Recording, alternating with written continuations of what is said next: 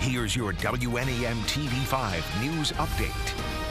Good evening, everyone. I'm Chet Davis, and here's a look at the top stories we're following tonight. A St. Charles man pleads no contest to charges related to a crash that took the life of a Brant woman. The Saginaw County prosecutor says Grady Suggs will be sentenced to at least 6 years in prison for operating with a high blood alcohol content, causing death with a prior conviction, and the failure to stop at the scene of an accident when at fault, resulting in death. Those charges carry a maximum sentence of 20 years. Investigators say Suggs was behind the wheel in January when his vehicle hit a tree on Ring Road in St. Charles, killing his passenger, 32-year-old Amanda Rogers.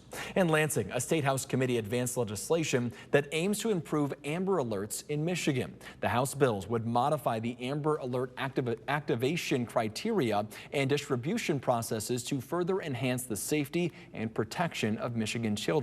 The bills were introduced after 6-year-old Rowan Milford Morey was killed by his father in a murdered suicide in Isabella County. The legislation now joins other bills for the full House to vote on. A chance for people with physical disabilities to get out on the water. Mary Freebed at Covenant Healthcare and Saginaw County Parks worked together in organizing an adaptive kayaking clinic free of charge. Kayakers met up at Heathco Park where they got their paddles in the water. If you weren't able to take part, there could be more fun ahead. We're hoping to be able to expand to different sports as well, adaptive sports for the community, just a community resource overall. Mary Freebed's program director says you can find out when new activities become available on its Facebook page. You can find it in the hot link section on WNEM.com. Now here's Diane with your first alert forecast. We've had pleasant weather for the work week, but come the weekend, we do have some rainfall to first alert you to. The Saturday morning is going to be dry, but into the afternoon, you'll need to be monitoring for showers and thunderstorms. And considering highs are going to be in the upper 80s and the humidity has it feeling like 90s, it's going to feel like we need a storm to come through. But a cold front does arrive on Sunday morning. That's going to be bringing us still a hint of some rainfall to start the day, but we dry it out in the afternoon. And because of the cold front, highs are only going to be in the mid to upper 70s. Now, regarding the storms on Saturday, we do have on our severe weather outlook a marginal risk for everybody. So what that means is isolated severe storms are going to be possible.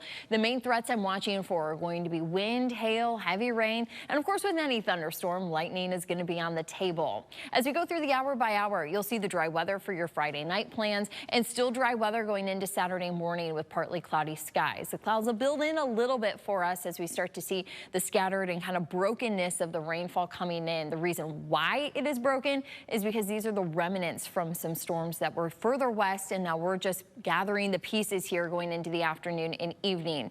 Now by Sunday morning, you will see that the forecast then starts to dry out. Now the humidity, that's going to be climbing. We have muggy conditions for Saturday, Sunday, and even going into next week, we still have the sticky weather. So summer is not done yet, and we have even mild conditions tonight with lows that are going to be into the low to mid 60s. The first alert 7-day forecast shows those temperatures going up tomorrow and down on Sunday. Those mid 70s actually hold even into early next week as we continue to see some showers and storms to be possible. We will have mostly sunny skies, though, coming our way later next week with 80s as well. Remember to tune into WNEM TV5 on air and online 24/7 for the latest news, weather, and information.